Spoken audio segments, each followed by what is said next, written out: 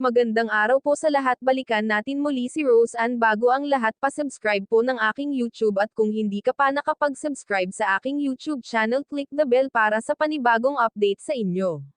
Sa pagpunta nga ng mga kalingap sa bahay ni Rose Ann, mukhang busy silang mag-ina, kaya napagtanto natin mga ka-viewers na napaka-importante ang kanilang pinaglilibangan sa paggawa ng walis dahil dito sila mismo nakakakuha ng pangangailangan nila. Sino ba hindi mag-aakala na tanging walis lamang ang inaasahan ng mag-ina?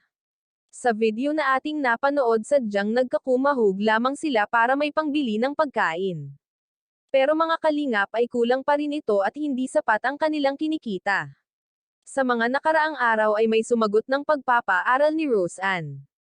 Sapagkat hindi pa pala ito pwede makapagbalik dahil huli na nga ito. Kailangan pa niya mag-antay ng 1 taon at para makapag-take ng exam sa susunod na pasukan. Nakakalungkot mang isipin na matagal-tagal makababalik si Rose Ann sa pag-aaral. Tila ba sabi naman ni Rose Ann okay lang raw mag-aantay na lamang siya. Habang di pa siya pumapasok ay babantayan niya muna ang kanyang ina, lalo na't may sakit ito, at para makatulong nga itong si Rose Ann. Nakakatakot ang sinapit nila. Bakit kaya? Nabanggit nga na nilooban ang bahay nila ng lasing kaya sobrang takot ang naramdaman ng mag-ina.